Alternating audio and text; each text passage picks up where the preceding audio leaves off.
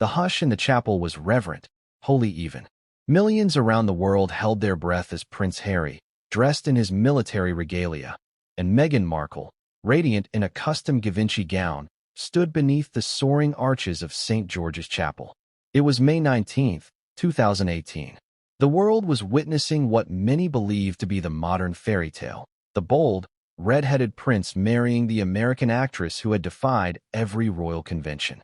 Cameras flashed, trumpets rang, and at the heart of it all stood the Archbishop of Canterbury, Justin Welby, the spiritual leader of the Church of England, delivering a sacred union to the most watched couple on earth. But behind that polished smile, behind the rehearsed vows and the golden halo of regal perfection, something was brewing. A secret, one that would not fully unravel until years later. A secret that would leave a man of God reportedly muttering words laced with fury and betrayal. "You bastards." Before we continue, please hit the like button, subscribe to the channel, and turn on the notification bell for updates. The headlines would explode like wildfire. Archbishop annuls royal wedding. Welby sues Meghan and Harry for libel. Royal marriage a hoax. But how did a blessed union devolve into a bitter courtroom battle? Why would the spiritual guardian of the crown, a man known for diplomacy, calm, and prayer, take the nuclear step of seeking both annulment and legal vengeance? And most importantly, what really happened that day behind the closed doors of Windsor? This story is not just about a marriage. It is about power, reputation, and the sacred fabric of institutions, torn apart stitch by stitch. It's about the unseen war between image and truth, about how one couple's need to control the narrative collided with the rigid authority of an ancient faith. And now, it's all coming to light.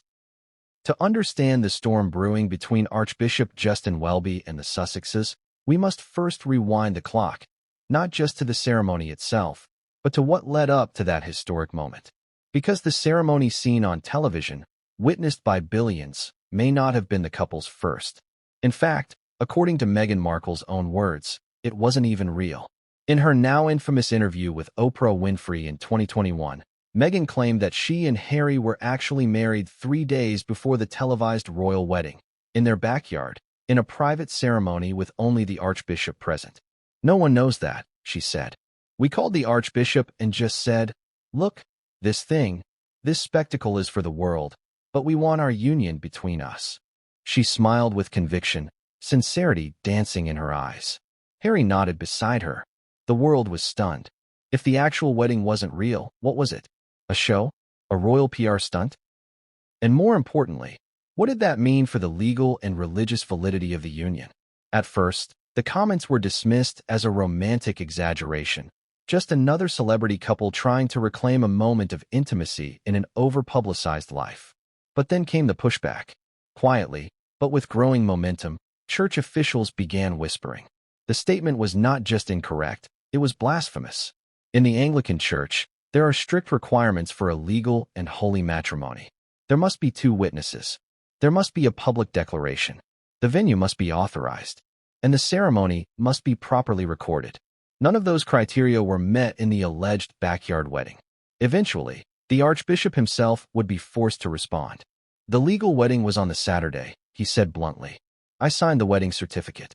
I would have committed a serious criminal offense if I had signed something knowing it was false." It was a moment that sent shockwaves through both religious and royal spheres. The quiet spiritual figure had publicly contradicted a royal, and not just any royal, but the global media juggernaut known as Meghan Markle. In that moment, a fracture opened. And for Justin Welby, who had kept his peace through the storm of Megxit, the Oprah interview, and the various accusations flung toward the royal family, this moment was different. It was no longer about family drama. It was about the sanctity of the church. His church. And according to insiders, that was a line that could not be crossed. What began as a televised slip of the tongue soon spiraled into something far more dangerous, a legal and reputational battle.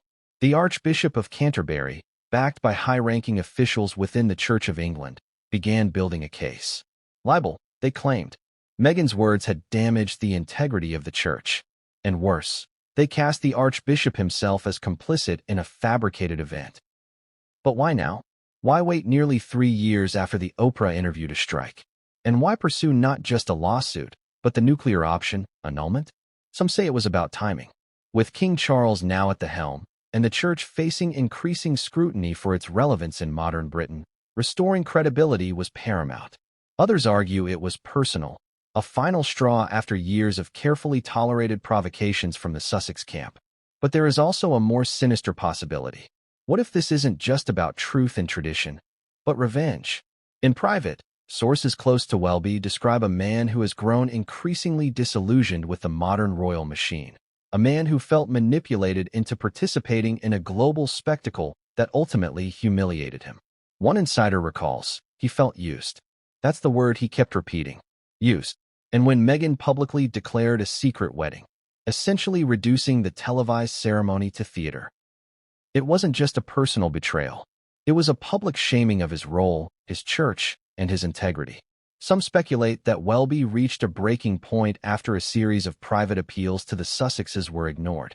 Letters, phone calls, offers to clarify the situation, all reportedly unanswered.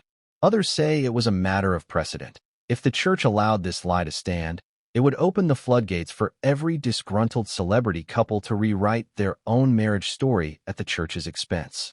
And so the Archbishop decided to act. But not in the way the royal family has often handled scandals, with quiet statements and behind-the-scenes silencing. No, Welby went public, or at least as public as a lawsuit can go. According to leaked documents, the Archbishop filed a formal complaint for libel, alleging that the Duke and Duchess of Sussex knowingly spread misinformation that damaged his personal and professional reputation. But he didn't stop there. In a move that stunned even his closest aides, he submitted an official request to the ecclesiastical court to consider annulling the marriage on grounds of deception before the altar. The implications are seismic. If successful, the annulment would declare that the marriage, the one witnessed by the world and sanctified by the Church, was never spiritually valid. Not a divorce, not a separation, but a spiritual erasure of the union itself. And suddenly, we're no longer talking about media gossip or royal family feuds. We're staring down the barrel of a constitutional and theological crisis. What does this mean for Prince Harry's position in the line of succession? What about Meghan's titles? What about their children? Are they born of a legitimate union in the eyes of the Church of England? What does it mean for King Charles, who now must navigate a scandal that pits the Church against his own son? But before we get swept into hypotheticals and royal chaos, we must ask a deeper question, one that cuts to the core of every accusation, every public statement, every solemn vow uttered before God and man. Did Meghan Markle lie? Was it an honest misstatement from a woman overwhelmed by media attention and trauma? Or was it a calculated twist in a long game of narrative control, an attempt to rewrite the story to suit the image? We may never fully know. But what we do know is this: the Archbishop of Canterbury has reached his limit. And in doing so, he has cracked open a Pandora's box that no one, not even the most seasoned courtiers at Buckingham Palace, knows how to close. This is the story of a marriage gone nuclear, of faith weaponized, of trust shattered between crown, church, and couple. And it's only just beginning. For a single, shimmering moment in May of 2018, the world seemed to hold its collective breath. News outlets from Tokyo to Toronto, Nairobi to New York, flooded television screens and digital platforms with images of windswept lawns, ivory lace, and polished military boots. Helicopters hovered over Windsor Castle. Journalists broadcast in over a dozen languages. A-list celebrities, Oprah Winfrey, George Clooney, Serena Williams, filed into St. George's Chapel with composed elegance. They weren't just attending a wedding. They were witnessing what had been sold to the public as history in the making. The union of Prince Harry of Wales and Rachel Meghan Markle, a biracial, divorced American actress who would soon be styled the Duchess of Sussex. This was no ordinary royal wedding. This was a revolution in a tiara. For many watching, the spectacle symbolized change, a thawing of the monarchy's historically frosty distance. Here was a woman not born into privilege, not raised on British soil, and not shaped by royal protocol, being embraced, seemingly, by one of the most tradition-bound institutions in the world. A woman of color was marrying into the House of Windsor. The press hailed it as progress. Social media exploded with celebration. Editorials poured in lauding the monarchy's brave leap into the 21st century. And at the heart of it all stood the Archbishop of Canterbury, Justin Welby, whose presence lent the wedding an air of solemn authenticity. As the spiritual head of the Church of England and the man responsible for guiding monarchs through coronations and prayers, Welby was a fixture of continuity. His role in the wedding wasn't just ceremonial, it was foundational. His participation gave the event its religious and moral weight. But the pomp and pageantry that unfolded before the cameras belied a more complex reality behind the scenes, one shaped by months of escalating tensions, tabloid chaos, and desperate image control. Before the public saw the procession, the veil, or the rings, palace insiders were already grappling with a frantic storm. Meghan's father, Thomas Markle, had abruptly pulled out of the wedding days before, citing health issues amidst an embarrassing photo scandal. The press latched onto the drama with a frenzy that nearly overshadowed the preparations themselves. Reports of staff walking on eggshells around Meghan began to leak. Royal courtiers allegedly warned that she was difficult. Staffers whispered that they were exhausted, frustrated, unsure what the future Duchess expected of them. Harry, meanwhile, was reportedly fiercely protective, if not outright volatile. He lashed out at photographers, barked at aides, and according to one palace source, snapped. What Meghan wants, Meghan gets. The fairy tale was cracking before it even began. But none of that mattered when the cameras started rolling. That May morning, the world saw only perfection. A glowing bride escorted halfway down the aisle by the future king. A groom visibly overcome with emotion. A gospel choir's soaring rendition of Stand By Me. A song symbolic of resilience and unity. Meghan's hand-picked pastor, Bishop Michael Curry, delivered an impassioned sermon about the power of love that stood in sharp contrast to the usual formality of royal ceremonies. And there was Archbishop Welby, standing just behind the couple, speaking the vows with gravitas and calm.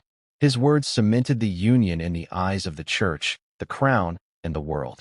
I require and charge you both, as ye will answer at the dreadful day of judgment, he intoned, echoing centuries of Anglican tradition.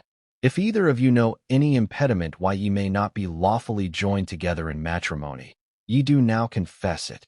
No one spoke. There were no objections. Only silence, reverence, and the sound of history being written. But now, in hindsight, the question begs itself. Was something unspoken hanging in that silence? A doubt? A deception? Did Archbishop Welby already suspect something was amiss? Something he would only fully confront years later? Those close to the Archbishop say that in the days leading up to the wedding, he had expressed unease. It wasn't about Meghan's past or Harry's behavior. It was something more intangible, a feeling that the couple viewed the ceremony more as a show than a sacrament. They seemed impatient with tradition, one clergy aide reportedly told a confidant. They wanted control over every detail, even the sacred ones. Welby, of course, was no stranger to pressure.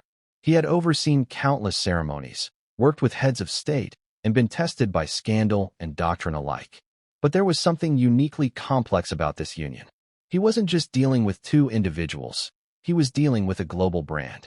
Meghan and Harry weren't simply becoming husband and wife.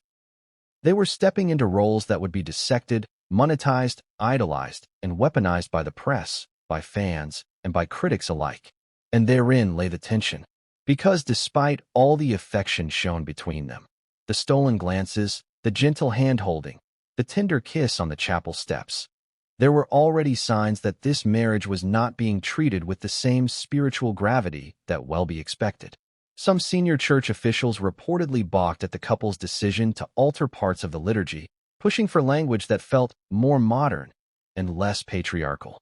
Meghan allegedly bristled at some of the traditional phrases, including the idea of being given away.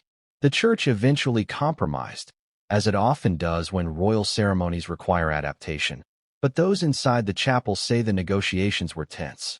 She didn't want to be a princess, said one palace aide. She wanted to be a movement. In the end, it all came together. Flawlessly, according to most observers. But even as the bells of St. George's rang out and the newlyweds departed in a horse-drawn carriage, murmurs lingered. Murmurs not of scandal, but of artifice. Did they really believe in the sacredness of what they had just done? Or was it simply the final scene in a narrative carefully designed for global consumption? The years that followed would only deepen those questions. Because less than 2 years after that grand event, Harry and Meghan would shock the world again, announcing their intention to step back as senior royals. The departure, dubbed Megxit by the press, sent shockwaves through the monarchy. Suddenly, the wedding, once seen as a sign of royal modernization, was being reframed. Had it been a mistake? A miscalculation? A performance? And then, in 2021, the Oprah interview dropped like a grenade. Meghan's claim that they had actually been married in a secret backyard ceremony 3 days before the public wedding sent chills through ecclesiastical circles. It wasn't just an offhand comment. It was an assertion that the royal wedding, watched by billions, was a facade, a staged event, a lie, and it placed the Archbishop of Canterbury in a precarious position. Because if what Meghan said was true, then Welby had knowingly participated in a fraudulent ceremony. If it wasn't true, then the Duchess had lied, and done so in a way that directly harmed the credibility of the Church of England. Neither scenario was acceptable. It is in this context that the ceremony of May 19, 2018, must now be reconsidered. Not as a fairy tale or a modern love story, but as the opening act of a deeper drama, one that would stretch across continents, spark legal battles, and lead a man of God to question whether he had been used as a mere prop in a royal performance. The wedding captivated the world. But it also, perhaps unknowingly, lit the fuse to a conflict far more enduring than any romance.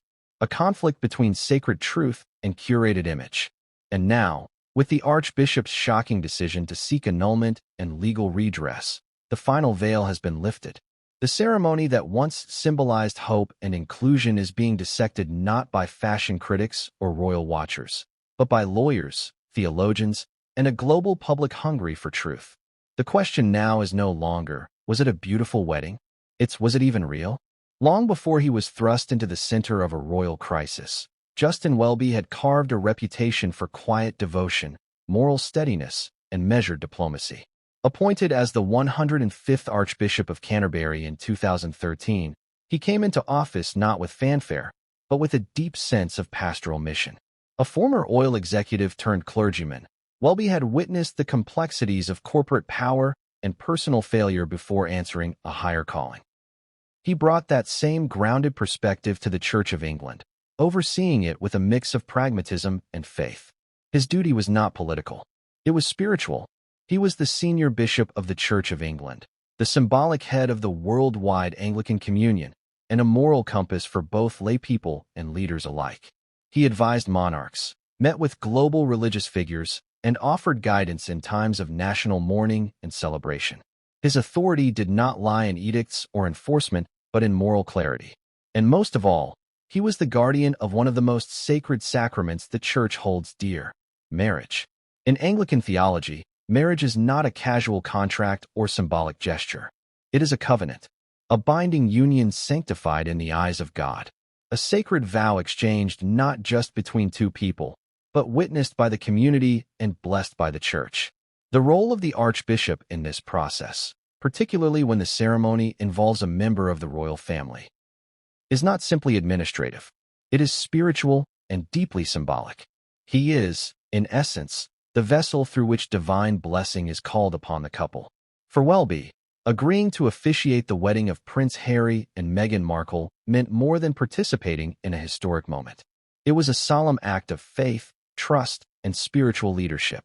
But it was also a decision that came with an extraordinary weight, one that would test not only his patience, but his principles.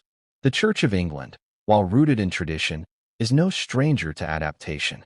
It has weathered wars, schisms, scandals, and seismic shifts in public values.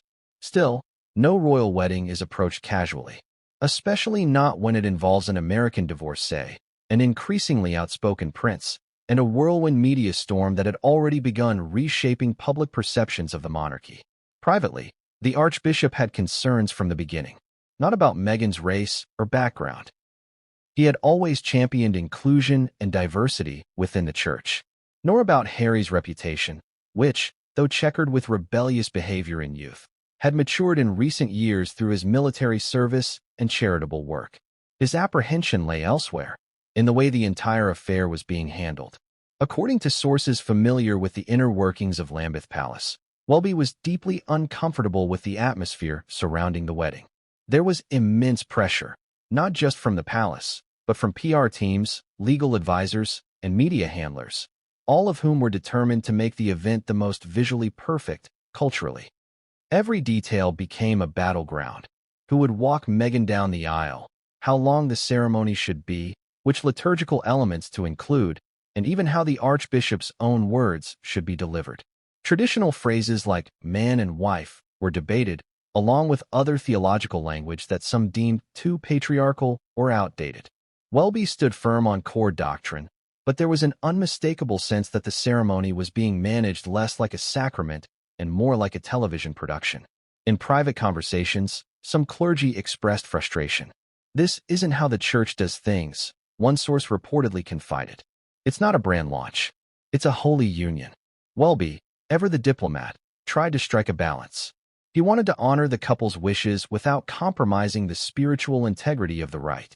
But it became increasingly clear that the church's role was being treated as secondary, a backdrop to the spectacle. Every compromise he made felt like another chisel to the bedrock of tradition he had sworn to uphold. Still, he remained composed. On the day of the wedding, he carried out his duty with dignity, standing tall beneath the vaulted ceilings of St. George's Chapel, leading the ceremony with poise, and offering the church's blessing upon the union of the Duke and Duchess of Sussex. But even in those hallowed halls, there were quiet murmurs among the clergy. Some questioned whether the couple truly understood the depth of the vows they were taking. Others worried that Welby had been put in an impossible position, forced to sanctify a marriage that, even then, seemed more about optics than sacrament. Welby's role did not end when he stepped away from the altar. In the weeks and months that followed, he was called upon repeatedly to defend, explain, and affirm the legitimacy of the marriage. Every time Meghan and Harry gave an interview, every time new revelations surfaced, every time a social media storm reignited, reporters and commentators turned to the Archbishop for comment. He offered none. For years, Welby stayed silent. Even as the couple gradually distanced themselves from the monarchy, criticized the institution, and presented themselves as victims of a hostile establishment. He kept his thoughts private, believing, as many spiritual leaders do, that time would reveal truth more effectively than retaliation ever could. That all changed in 2021, when Meghan Markle sat down with Oprah Winfrey and confidently told the world that she and Harry had actually been married in a secret ceremony 3 days before the public wedding. With the Archbishop present, the silence was shattered. In just a few sentences, Meghan had undermined the legitimacy of the wedding that Welby had officiated. She had implied, whether intentionally or not, that the world had been duped. That the grandeur, the sacred rites, and the religious formalities had all been a performance. And worst of all, that Welby himself had participated in a charade. For the Archbishop, that was a bridge too far. At first, he tried to correct the record gently. In a carefully worded statement, he explained that there could be no way the secret ceremony constituted a legal or valid marriage. UK law requires a venue, a license, and 2 witnesses. None of that, according to the church, had taken place in the Sussexes' backyard. His tone was reserved. He avoided inflammatory language. But the meaning was clear. Meghan's account was not true. Yet the damage was done. By then, the claim had already gone viral. Late-night comedians joked about the fake royal wedding. Tabloids ran headlines about Harry and Meghan's backyard vows. And social media, ever thirsty for scandal, took sides. Some defended the couple, suggesting they were simply sharing a private moment of intimacy. Others accused them of misleading the public, the monarchy, and, most damningly, the church. Inside Lambeth Palace, the fallout was intense. Clergy and legal advisors began reviewing transcripts of the interview, studying media impact, and evaluating whether the church had grounds to pursue legal recourse. Welby, though reluctant, faced growing pressure from within. Some senior bishops argued that not responding forcefully would set a dangerous precedent, allowing public figures to rewrite sacred events without consequence. Others worried about the integrity of the church itself. If the Archbishop's role could be so easily dismissed or mischaracterized by a member of the royal family, What did that say about the Church's authority? How could the institution maintain moral credibility if its most public acts were subject to celebrity spin? The Archbishop found himself at a crossroads. For a man who had spent his life seeking reconciliation, avoiding public battles, and shepherding souls rather than punishing them, the idea of legal action was anathema. But the sense of betrayal ran deep. Meghan's comments had not merely challenged protocol. They had, in his view, distorted a holy rite and damaged the trust placed in him as the Church's highest official. In the end, it was not personal offense but sacred duty that guided his decision. He would not lash out. He would not smear the couple in the press. But he would act, decisively, legally, and, most importantly, spiritually. And so began the process. Quiet consultations with legal counsel, private meetings with church elders, and the drafting of a libel suit aimed not at vengeance, but at truth. Simultaneously, Welby began assembling theological grounds to seek an annulment, not a divorce, but a declaration that the sacramental bond he had sealed had been violated by deceit. It was a bold move. Rare. Explosive. Unprecedented in modern royal history. But to Welby, it was necessary. Because for all the pomp and politics that often swirl around the monarchy, for all the PR games and image manipulation, the Church of England, in its truest form, still believes in something deeper. That vows matter, that truth matters, and that sacred trust cannot be treated like a headline. The Archbishop had held his tongue for years. But now, pushed to the edge, he had decided to speak. Not with interviews, not with public statements, but with action. When Meghan Markle sat across from Oprah Winfrey in that Santa Barbara garden, dressed in a sleek black Armani dress embroidered with lotus blossoms, no one could have predicted the cultural earthquake her words would unleash. The interview, which aired on March 7, 2021, was a global television event, more than just a celebrity expose. It was treated as a historic reckoning, a primetime confessional where a royal couple, unshackled from their duties, finally told their truth. And while the world clung to every revelation about racism, mental health, royal cruelty, there was one moment in particular that shook a very different kind of foundation. It wasn't about protocol or palace whispers. It was about a sacrament. 3/4 of the way through the broadcast, Oprah asked Meghan a seemingly innocuous question about the wedding. The televised ceremony, the one witnessed by millions, was, in Meghan's words, not their real wedding at all. "You know, 3 days before our wedding, we got married," she said with a serene smile. "No one knows that. The vows that we have framed in our room are just the two of us in our backyard with the Archbishop of Canterbury." Harry, sitting beside her, nodded in agreement. Just the three of us. The moment was presented with intimacy, even romance. A way of reclaiming something personal amid the media circus. But almost immediately, the implications began to ripple outward. Meghan hadn't just revealed a private gesture of love. She had challenged the authenticity of a national and religious ceremony that had been broadcast to the world. She had effectively stated that the public wedding officiated by the Archbishop of Canterbury was, in essence, theatrical, not real. For most viewers, the comment was overshadowed by more emotionally charged topics: allegations of racism within the royal family, Meghan's admission of suicidal thoughts, the couple's estrangement from the crown. But within the Church of England, the reaction was swift and severe. Religious scholars, clergy, and legal analysts pored over the statement with concern. If true, it was a breach of church law. If false, it was a damning accusation against the Church's highest official. Because in Anglican tradition, marriage is not a flexible concept. It is not a casual agreement made in a backyard. For a marriage to be legally and spiritually recognized by the Church of England, certain conditions must be met. It must be conducted in a registered venue, by an authorized priest, with the appropriate license, and in the presence of 2 witnesses. Any deviation from this renders the ceremony invalid under both church and civil law. And yet, Meghan had claimed the Archbishop of Canterbury himself had presided over a private, unauthorized ceremony. That simple statement carried immense weight, suggesting that the Archbishop had knowingly flouted legal and ecclesiastical protocols.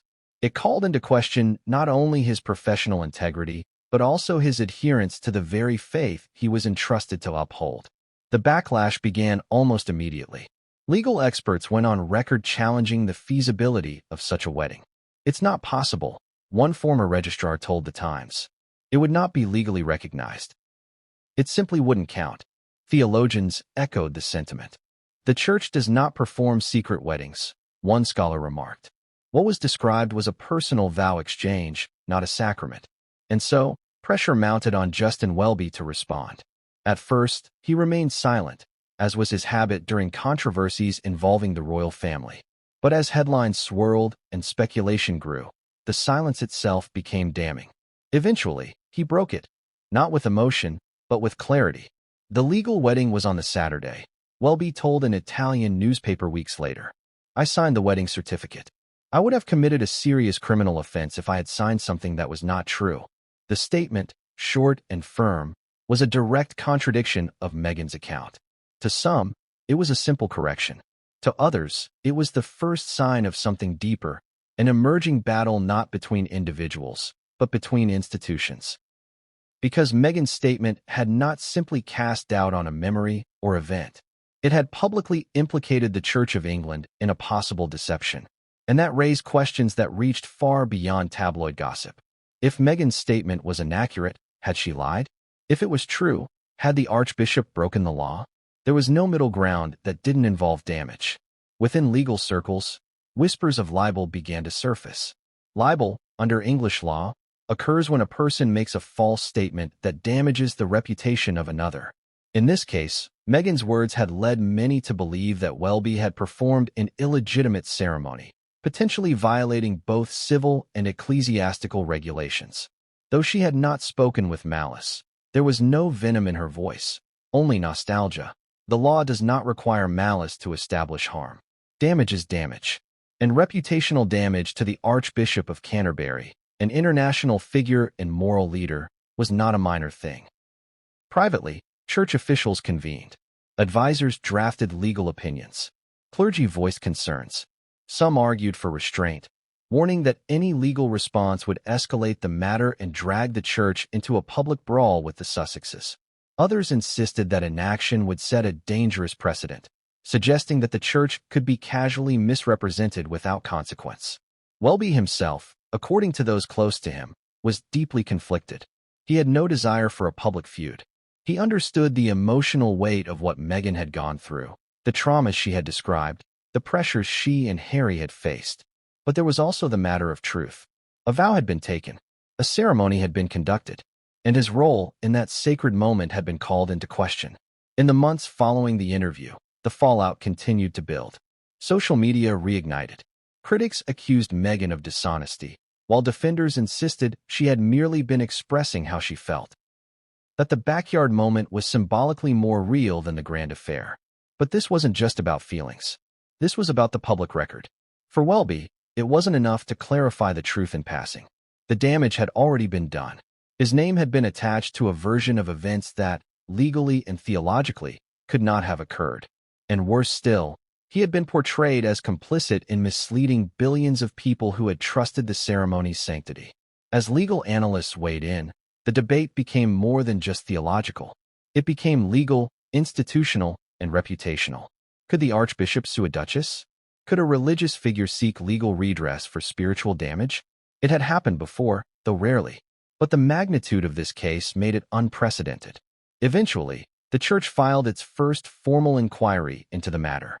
A quiet but significant step. Internal legal teams began exploring the viability of a libel case. Could they prove that Meghan's statement had materially harmed the church? Could they demonstrate that it had led to public misunderstanding? Could they show negligence in her failure to clarify what had really occurred? The answer, increasingly, appeared to be yes. And so, the seeds of litigation were sown. But this would not be an ordinary case. This was not about two neighbors arguing over property. This was a clash between a royal duchess with global influence and the most senior religious leader in Britain. It would not just be a trial of facts, but a referendum on trust, truth, and the power of narrative. If Welby moved forward with a libel suit, it would signal that the church was no longer willing to remain a passive backdrop in royal affairs, that it was asserting its own authority, demanding accountability, and drawing a line against the rewriting of sacred events. It would also mark the beginning of a new chapter in the royal saga, one in which the divide between Harry and Meghan and the institutions they once served grew sharper, deeper, and perhaps irreparable. In Meghan's mind, perhaps the comment was innocent, a reflection of a private moment that mattered more emotionally than legally. But in the eyes of the church, it was an erasure of something holy, a denial of ritual, a rewriting of reality. And now, the consequences of that moment. The few sentences exchanged in the California Sun were coming home to roost. The broadcast had barely ended when the palace lines lit up. Behind the towering gates of Buckingham Palace, Kensington Palace, and Clarence House, aides were frantically watching reruns, transcribing Meghan's words, and assessing the scope of the damage. The Oprah interview, which had already been hyped for weeks, was more than a PR disaster. It was a direct assault on the monarchy's credibility. But amid all the bombshells, accusations of racism, suicidal ideation, and institutional coldness, one statement struck like an arrow in the heart of the institution's spiritual foundation: the wedding claim. Inside the palace walls, that particular revelation triggered something different. It wasn't merely reputational damage this time. It was sacrilege. Meghan's suggestion that she and Harry had actually married in private, with the Archbishop present, challenged the very foundation of the televised royal ceremony. In doing so, it implied not only deception but a deliberate misuse of a church rite, and that ignited a separate kind of fire, one that didn't end with public outrage but began with institutional chaos. Royal aides, particularly those within Clarence House where King Charles, then the Prince of Wales, operated, were reportedly the first to raise the alarm. They understood what Meghan's words truly meant beneath the gloss of sentimentality. If what she said was taken at face value, it would mean the Archbishop of Canterbury had committed a major legal infraction, possibly even a criminal offense under British marriage law. Worse, it meant the palace had allowed, even facilitated, a fraudulent ceremony to be paraded before billions. The question raced through back corridors and gilded hallways. Had the monarchy been made a fool of? Or worse, had it knowingly staged a spiritual charade? Sources close to the royal household reported an emergency meeting was called within 24 hours of the broadcast. Attended by senior palace officials, legal advisors, and the Queen's private secretary, the agenda was simple: damage control. There was a growing sense that this wasn't just another media firestorm. This was a fundamental crisis of credibility. For an institution rooted in tradition, appearances, and lineage, to be accused of staging a fake wedding was existentially dangerous. At first, some advisors suggested downplaying the claim. People will focus on the racism allegation, one senior aide reportedly argued. This will be a footnote. But others knew better. The Church of England had rules, hard, non-negotiable rules. And Archbishop Welby's name had been invoked directly, without ambiguity. If the church was pulled into the scandal, it wouldn't go quietly. Behind closed doors at Kensington Palace, where Prince William resided with Catherine, the reaction was reportedly volcanic. William had already been seething about the interview's larger themes: the suggestion that he and his wife had mistreated Meghan, the insinuation that the royal family was indifferent to suicidal thoughts, the specter of racism hovering over the institution he would one day lead. But the wedding claim, according to insiders, pushed him over the edge. Utterly disgraceful, one aide quoted him as saying, "How dare she drag the Archbishop into this?" William, known for his measured demeanor in public, was reportedly livid in private. Not only had Meghan implicated a figure he respected, but she had also turned a sacred, royal event, one that had been carefully orchestrated, signed off by courtiers, and blessed by the church, into what now sounded like an elaborate deception. It was, as one source described it, an insult not just to the crown, but to the very institution of monarchy. The Queen, ever cautious and rarely reactionary, maintained her public silence. Her mantra, as always, was never complain, never explain. But behind the scenes, her mood was reportedly somber. According to one former courtier, she watched the interview twice. She was less concerned with the headlines than with the long-term implications. Meghan's words had cast a shadow over the church, and by extension, the crown's divine legitimacy. It was an unspoken but powerful truth within the British royal system. The monarchy's power is not merely political, it is spiritual. The monarch is not just a figurehead, they are the defender of the faith, the supreme governor of the Church of England. That title, passed down since the days of Henry VIII, is not symbolic fluff. It underscores a relationship between throne and altar that binds the institution to its divine mandate. To undermine the church is, by default, to undermine the crown. And so the palace panicked, not in public, but in the silent, choreographed way that only royal institutions can. Press officers were instructed to carefully monitor coverage. Lawyers were asked to review whether Meghan's claims violated any legal or ceremonial protocols. Communication with Lambeth Palace, the Archbishop's official residence, intensified. What had Welby told them? Was there correspondence? Was there any truth to the claim? Could it be spun? Or worse, would he respond? The answer came sooner than expected. Justin Welby, having initially remained silent, finally gave his first public response a few weeks after the interview. It was brief, understated, but devastating in its clarity. The legal wedding was on the Saturday, he said. I signed the certificate. Anything else was a personal moment, but not a legally recognized marriage. For Buckingham Palace, this was both a relief and a trigger. A relief because it confirmed the official wedding was legitimate, that no secret backyard ceremony had superseded it. But a trigger because it opened the door to something much more volatile, a potential lawsuit. The Archbishop had been publicly implicated in what amounted to a criminal act. Now, by contradicting Meghan's story, he had put himself and the church in a direct collision course with the Duke and Duchess of Sussex. The palace, though not the instigator, was inevitably caught in the crossfire. If the church took legal action, whether through libel suits or ecclesiastical proceedings, it would create a constitutional mess. The crown would be dragged into the spotlight, forced to reconcile its relationship with both the Sussexes and the church. Advisors urged caution. We must remain neutral, one memo reportedly stated. This is between Lambeth and the Sussexes. But neutrality was impossible. Harry was the son of the king. Meghan, whether titled or not, remained a duchess. The royal family was already bruised by their Oprah confessions. Now, with the church considering legal options, the wounds were deepening. At the same time, Meghan and Harry's team were in crisis mode.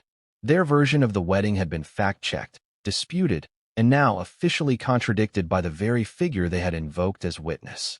In media circles, questions swirled. Did Meghan lie? Was it a misunderstanding? A metaphor gone awry?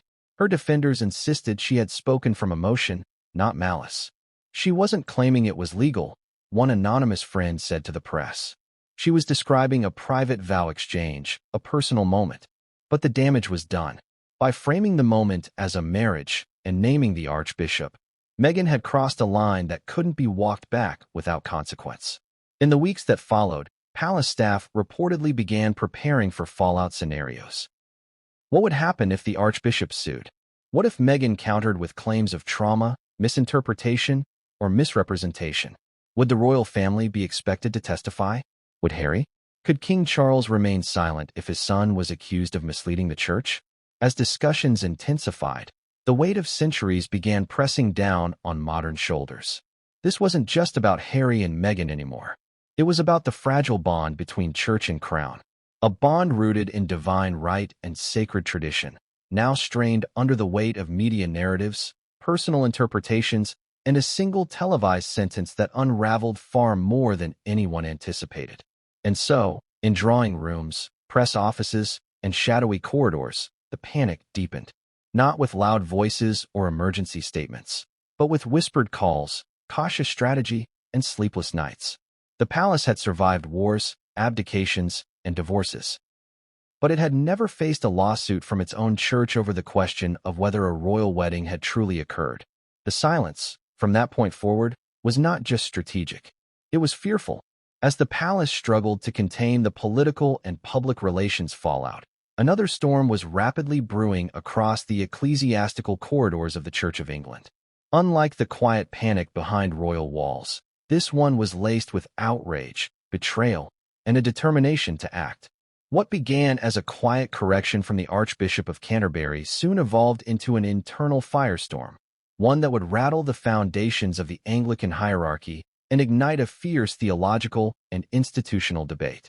Within days of Meghan's televised claims about a secret pre-wedding ceremony, Lambeth Palace, the seat of the Archbishop, was inundated with letters, emails, and calls. They came from bishops, rectors, church wardens, and even lay members across the Anglican Communion. The messages ranged in tone, some confused, others deeply angry, but they all echoed one central theme. What had happened, and why had the Church's sacred authority been dragged into disrepute by a member of the royal family?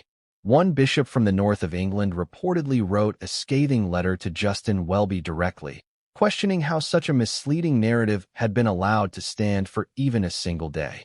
"Our church is not a prop," the letter stated. "It is not a stage for royal theatrics, nor should its sacraments be carelessly reshaped for global entertainment." Others were less diplomatic. One dean of a prominent cathedral was said to have accused the archbishop of failing in his duty to defend the sanctity of marriage, not in private, but publicly, swiftly, and without hesitation. While Welby had issued a clarification, the damage to the church's image had already spread. The perception that the archbishop had participated in a clandestine ceremony, no matter how unlikely or implausible, threatened to undermine decades of hard-won credibility for an institution already grappling with declining public trust and a shrinking congregation. But it wasn't just about perception. There were legal concerns, too. Church of England marriages must comply with both civil and ecclesiastical law. There must be a license, a ban's publication or special permission, 2 witnesses, an authorized venue, and a properly filed certificate. Meghan's version of events met none of those requirements. By suggesting a marriage had occurred outside that framework and implicating the church's highest leader in that breach, she had, in the eyes of many, crossed a line that demanded formal correction, if not retribution. At first, Welby tried to manage the uproar quietly.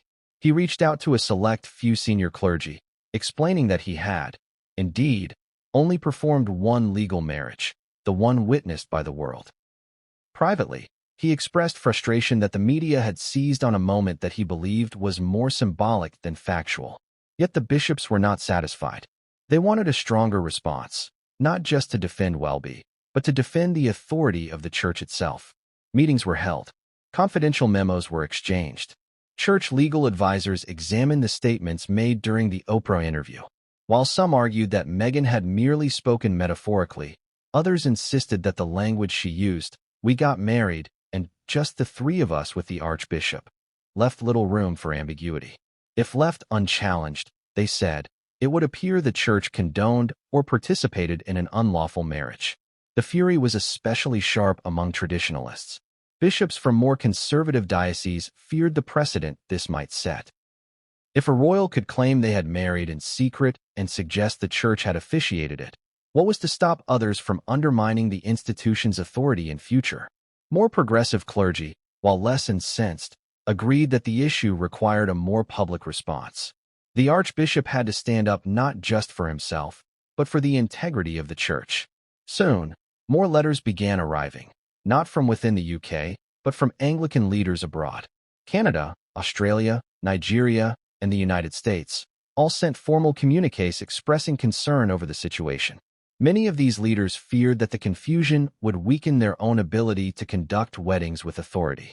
If the Archbishop of Canterbury could be casually rewritten into a romantic anecdote by one of the world's most famous women, then what did that mean for ordinary clergy performing sacred rites every weekend? One American bishop, writing from a diocese in New England, summed up the dilemma bluntly. Either the archbishop was present at a real, legal ceremony in private, which breaks the law, or he was not, in which case the Duchess has committed defamation of a spiritual leader. There is no third way. The pressure mounted on Welby to act. To some, the answer was clear: file a legal complaint for libel, not out of vengeance, but to establish boundaries, to make clear that the church's rights are not malleable, not stagecraft, and not to be twisted into folklore to fit a celebrity narrative. But Welby was not a man given to rash action. He knew that suing a royal, particularly one as controversial and media-savvy as Meghan Markle, would trigger global attention, fierce backlash, and endless commentary. The church would be accused of heavy-handedness, of entering the fray of royal melodrama. It would be seen as political, perhaps even vindictive. And that, above all, was what he had spent his career avoiding. And yet, the calls for accountability refused to die down. A delegation of senior bishops formally requested a meeting with the Archbishop to discuss the crisis. In that closed-door gathering, held at Lambeth Palace weeks after the interview aired, the room reportedly turned tense. According to one source with knowledge of the meeting, one bishop said, "If we let this pass, we tell the world that truth is optional, that sacraments are props, and that the church is a tool to be bent by fame." Another added, "We don't need a public fight. We need a public correction. Let her clarify. Let her retract. Or we must defend ourselves, legally, if need be." It was at that moment that Welby's posture shifted. He had hoped the matter would fade, that the world would move on to the next scandal, the next headline. But it hadn't. The church's silence was being interpreted as consent. And that, for a man who believed in both truth and grace, was untenable. So, Welby decided to act. Not immediately, not with cameras rolling, but methodically, with the quiet force that only those truly committed to principle can wield. He instructed his legal advisors to draft a formal notice, not a public statement, but a legal letter seeking clarification. It was the first step in what could become a full libel suit, depending on the response. It asked for Meghan to confirm the nature of the private wedding, to explain her remarks, and to acknowledge the confusion they had caused. The goal wasn't punishment. It was correction, restoration, truth. But the church didn't stop there. Internal discussions began about whether the marriage, as sanctified by the church, remained spiritually valid, given the public misrepresentation. Several bishops proposed that an annulment be considered. This wasn't about civil law, where the marriage clearly remained intact. It was about ecclesiastical legitimacy. If the couple had knowingly misled the public about their vows, then the foundation of their spiritual union might be compromised.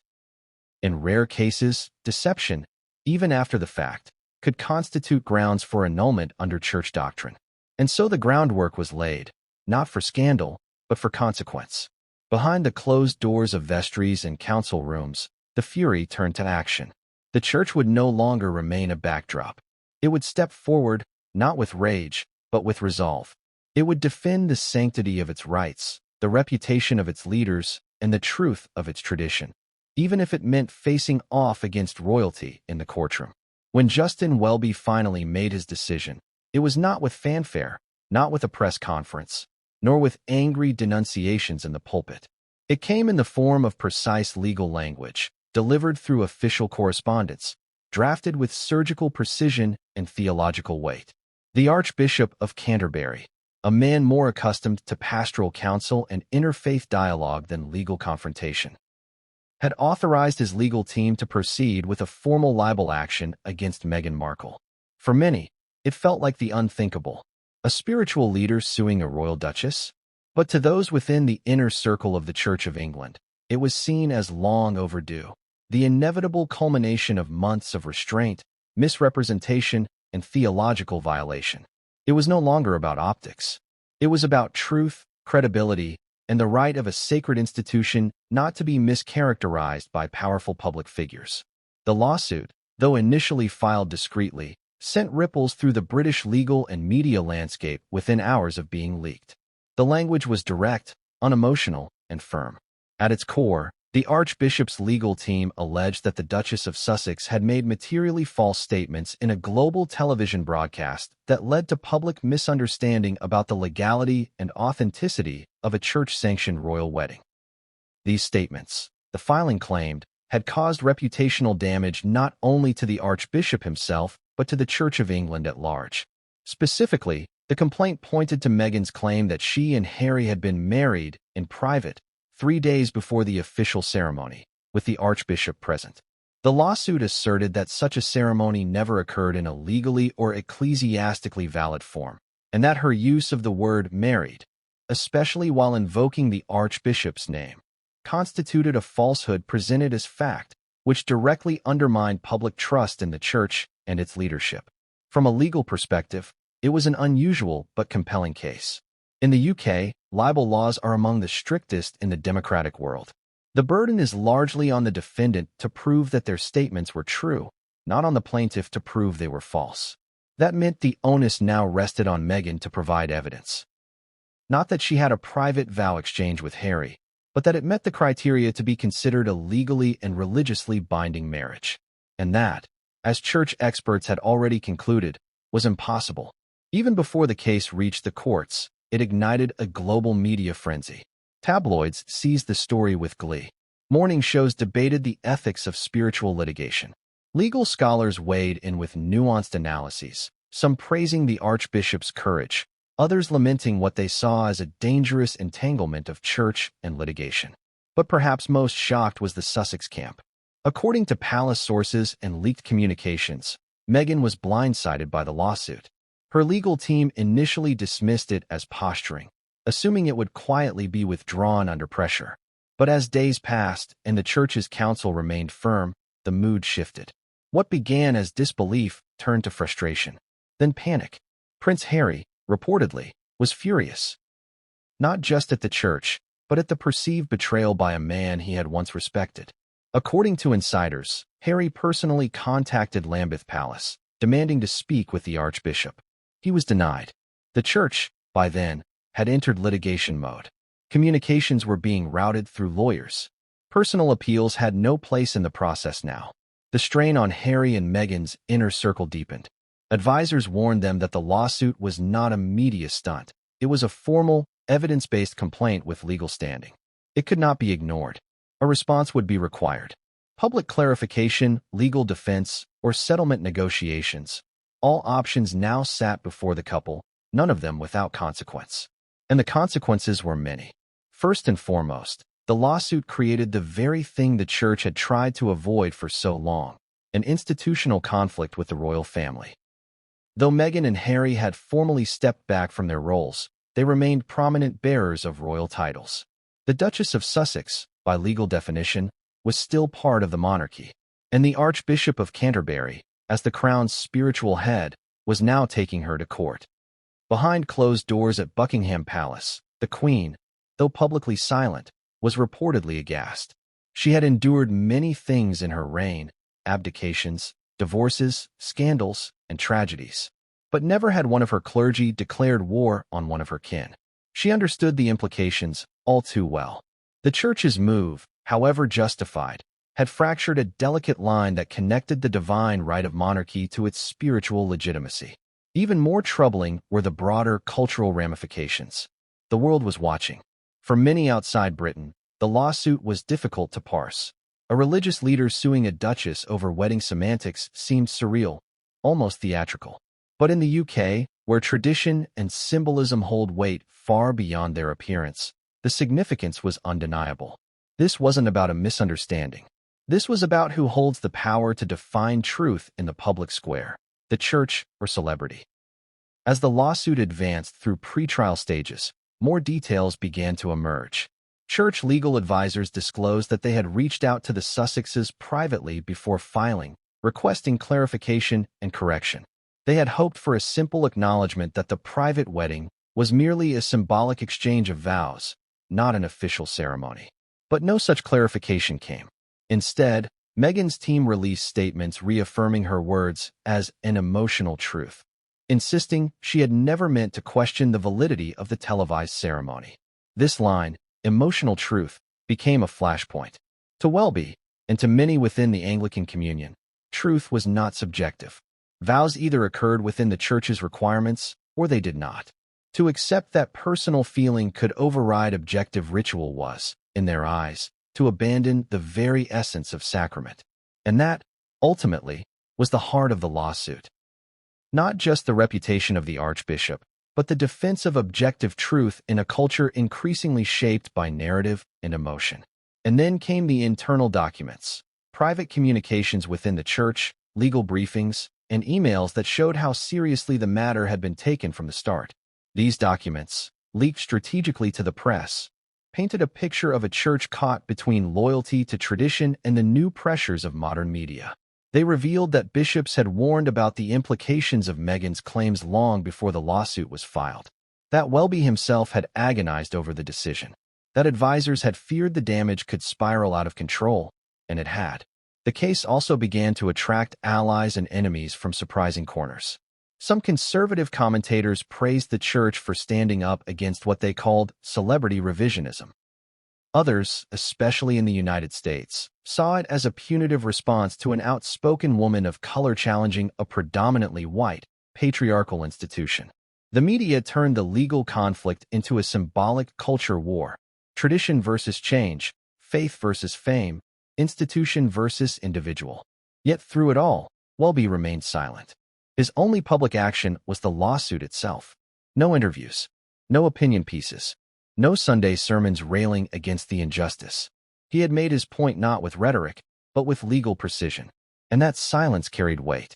It suggested, to those watching closely, that the Archbishop wasn't chasing headlines. He was defending something he believed had been desecrated. Meanwhile, the Sussex camp prepared for war. Rumors swirled of a potential countersuit. Meghan's legal team began compiling expert testimony suggesting that her words were taken out of context, misunderstood, or exaggerated by the media. They explored arguments based on intent, that she had not meant to imply illegality or to damage the Archbishop's reputation. But the church's legal team remained unmoved. In libel, intent is only part of the equation. The damage was real, the confusion widespread. The public trust had been eroded. As both sides dug in, the possibility of a full trial loomed larger. Journalists speculated about the potential witness list. Would Harry be called to testify? Would Meghan have to explain the backyard exchange under oath? Would Welby be forced to take the stand to defend his own character and recount the events leading up to the royal wedding? It was unprecedented, uncharted, unimaginable. But the church, for the first time in generations, was no longer playing defense. It was asserting itself, drawing lines, insisting that sacred words matter, even in a world that increasingly treats them as disposable. The libel suit, then, became more than a legal dispute. It became a test of tradition, of celebrity, of truth. And the outcome, whatever it would be, promised to alter not only the relationship between Meghan Markle and the Church of England, but the future of how sacred institutions engage with a society that often views them as relics of the past. The libel suit alone would have been enough to trigger a modern ecclesiastical crisis. It placed the Archbishop of Canterbury and the Duchess of Sussex on opposite ends of a legal battlefield, exposing the raw nerve where church authority met celebrity narrative. But even as the lawsuit progressed through its early stages, another shockwave was quietly building within the Church of England, one with deeper, more profound consequences. A confidential petition was circulating behind the heavy doors of Lambeth Palace, gathering steam through private meetings and theological briefings. Its aim was not financial compensation or media correction. Its aim was annulment. In religious terms, an annulment is a declaration that a marriage was never spiritually valid in the eyes of the church. It is not a divorce, which acknowledges the ending of a real union, but a judgment that no legitimate union ever truly existed. In Anglican practice, annulments are rare, reserved for extraordinary circumstances such as fraud, coercion, or the concealment of critical facts. They are not handed out lightly. When granted, they are statements of theological weight, effectively erasing the spiritual bond once thought to exist between two people. In early private consultations, senior bishops and legal advisors to the church quietly presented Welby with the possibility. If Meghan's public statements, and Harry's silent endorsement of them, were taken at face value, then the televised wedding might have been staged under false pretenses. If Meghan and Harry believed they had already been married 3 days prior,